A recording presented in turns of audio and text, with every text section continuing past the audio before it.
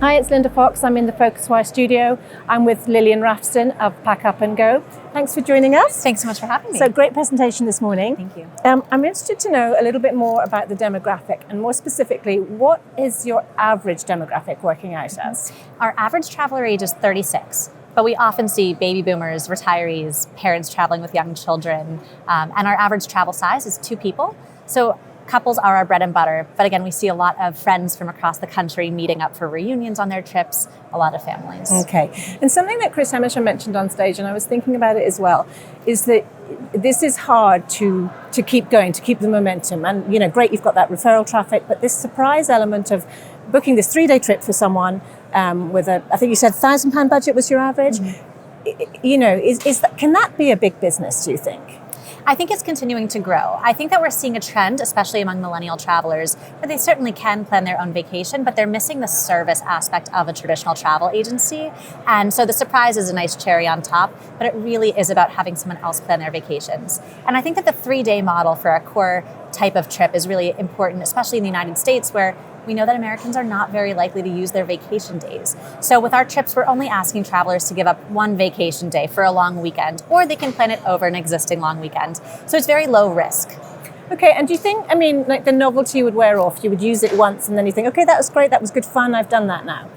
I think that'll certainly be the case for a number of travelers, but like I said in my presentation, a lot of travelers are using this for an annual celebration now, and they're excited to see, okay, I went to Charleston on my first trip, where will I go my second trip if I change my survey in this way? Okay, and you talked about integration going forward with the GDSs and with other kind of intermediaries, I think, going forward, and right now you're completely direct. So what are you going to think, I mean, what are the challenges of that from your perspective? Because I know that it takes a long time sometimes to do these integrations, and in the meantime, you know, you're waiting for it all to happen. Right. Well, the great news is that in the meantime, we can continue to operate as we currently are. There's not really a drop dead date for us. So these integrations will enhance our offerings and make our team a little bit more streamlined and allow us to scale. But in the meantime, things are working as they are, and we know that we're giving great traveler experiences, so we can continue. So what would you think are going to be your main challenges like going forward?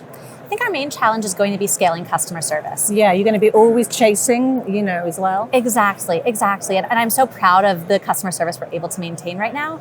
And, you know, airlines haven't even figured out how to scale customer service very well. They have entire call centers when flights are canceled. So trying to figure out strategic partnerships in order to help that part of the business scale is going to be a tough challenge for us. And I think you said that you were making money. Yes. From pretty much the beginning. Mm-hmm. But do you see yourself having to invest quite a lot in customer acquisition going forward? We've invested about $0 in customer which acquisition. Was pretty impressive. Thank you. Yeah, it's very fortunate. It's a very shareable idea. So we have a huge social media following, and our individual travelers on their own personal accounts have their own followings that are engaged in guessing where they might travel. So it really does share itself. Mm-hmm. I will say our conversion funnel is long. So it's a big purchase price. Travelers are not converting on the first day they hear about us. You did say $1,000 average, didn't you? A little bit higher. For 2 people, it's about $1,800. Okay, yeah. Mm-hmm. So it's definitely a big purchase price. So we know that the lead time is a little bit longer for us, which makes it a little harder to plan. We've had a lot of earned media, and I really believe in the power of partnerships. So we've done a lot of brand-wide partnerships with companies like Ford Vehicles, who sent reporters on surprise road trips in their cars. Okay. So we're really trying to harness the power of partnerships as opposed to just, you know, SEO and SEM. Okay, cool. Mm-hmm. And what would you say, just going forward, what are your plans generally for 2020? What are your goals?